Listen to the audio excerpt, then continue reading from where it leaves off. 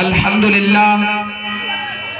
لله الذي خلق الإنسان وعلمه البيان، والصلاة والسلام على نبي الأكرم وعلى آله وأصحابه أجمعين.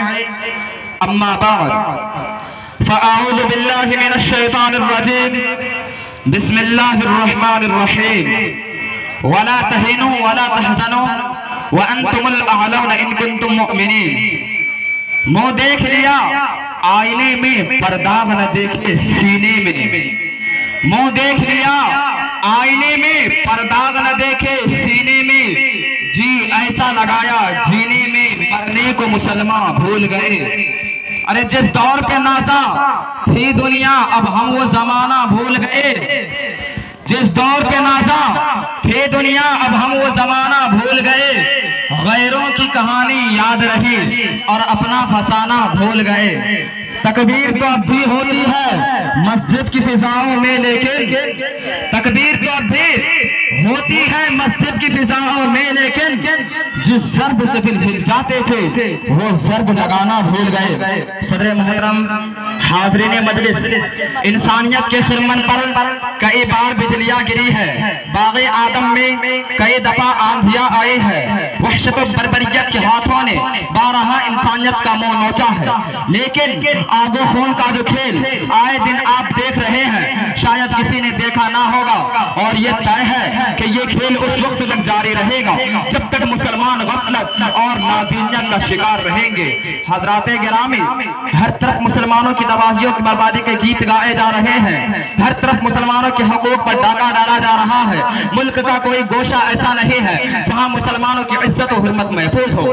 کہیں بچے یتیم کیے جا رہے ہیں، کہیں معصوم کنیاؤں اور باعصمت لڑکیوں کے سروں سے دوپٹے اتارے جا رہے ہیں، کہیں گورکشا کے نام پر مسلمانوں کو بڑی بے دردی سے ذبح کیا جا رہا ہے، کہیں گھر واپسی کے نعرے لگا کر مسلمانوں کو ڈرایا اور دھمکایا جا رہا ہے، کہیں لو جہاد کا نام دے کر مسلمانوں کو زبردستی پھنسایا جا رہا ہے، کہیں فرض انکاؤنٹر کے ذریعے ہمارے بھائیوں کے خونوں سے ہولیاں کھیلی جا رہی ہے، تو کبھی مسلم پرسنل لا میں مداخلت کی ناپاک کوششیں کی جا رہی ہے، تو کبھی NRC اور NPR کے ذریعے مسلمانوں کو ملک سے نکالنے کی ناپاک کوششیں کی جا رہی ہے.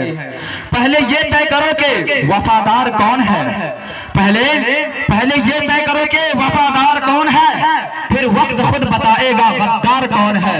الغرض، زندگی کے ہر میدان میں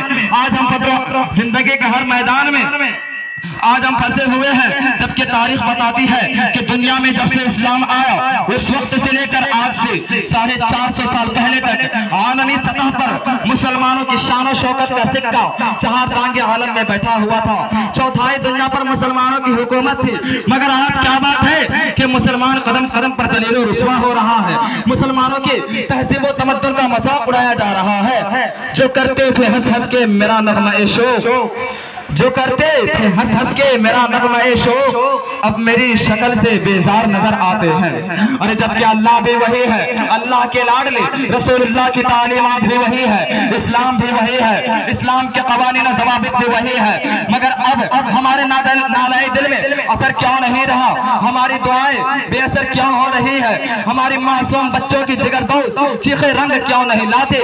ہمارے مظلوم ماں بہنوں کی سسکیاں آسمان کے دروازے کیوں نہیں کھٹکھٹاتے؟ خدائے ذوالجلال وقت کے ابراہا پر سنگ بارک کے لیے ابابیل پرندوں کا لشکر کیوں نہیں اتارتا؟